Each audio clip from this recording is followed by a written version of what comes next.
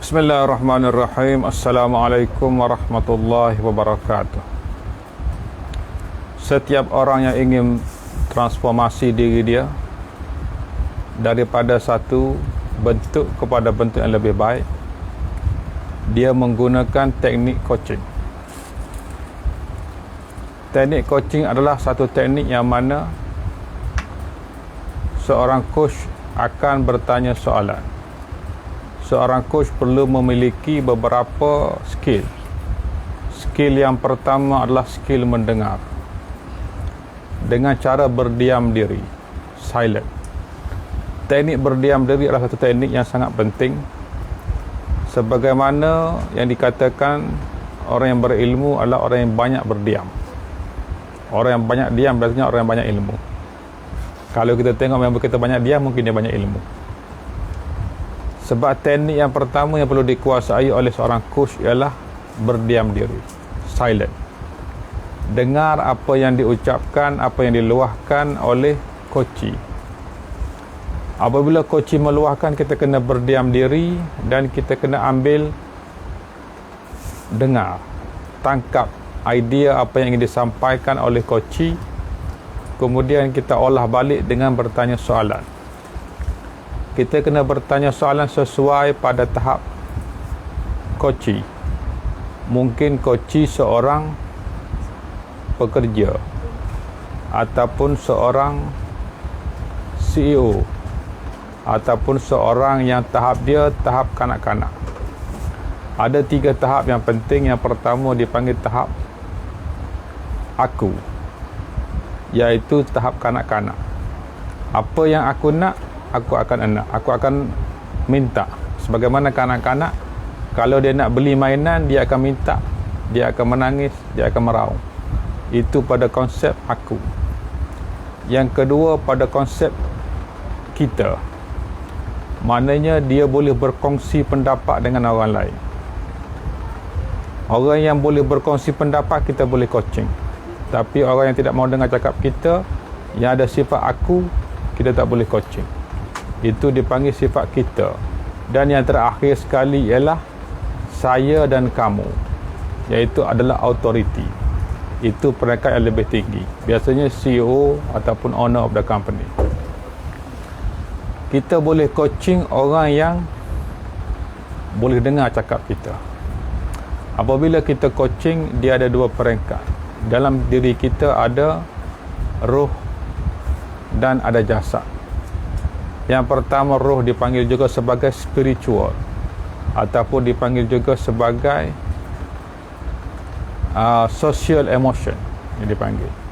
Dan yang kedua adalah jasad. Jasad ini benda yang kognitif, benda yang kita boleh fikirkan, benda yang nampak. Jadi dalam coaching dia ada step yang pertama ialah kita kena gali spiritual dulu. Kita kena tengok apakah inner strength dia, apakah dalaman dia yang kuat untuk dia nak capai satu benda.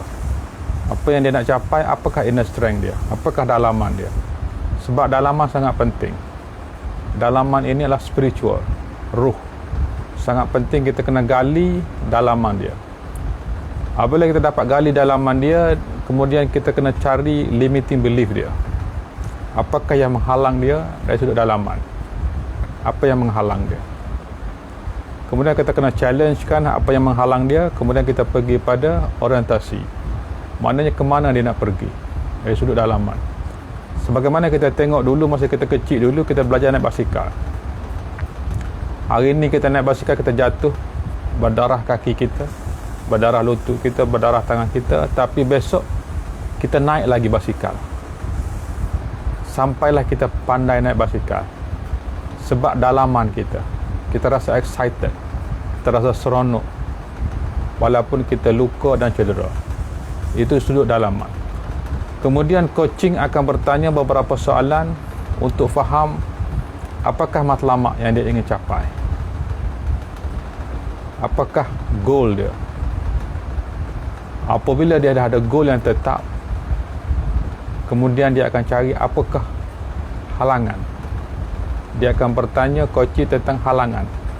Apakah halangan yang ada pada coaching. Sebab halangan ini kadang-kadang kita tidak sedar. Apabila coach bertanya, barulah coach sedar. Apabila coach bertanya, barulah dia sedar sesuatu yang dia tidak pernah fikir. Sebab kita dalam dunia moden, kita terlalu sibuk dengan perkara-perkara. Sebab banyak perkara sekarang ini dia dah automation dan pergi kepada keadaan yang mana kita banyak menggunakan algoritma dalam kehidupan kita. Jadi dia akan tengok apakah halangan dia.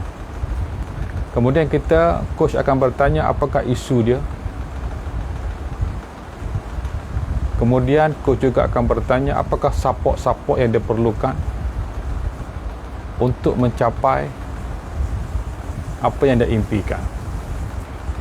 Dan kemudian coach akan bertanya tentang action plan.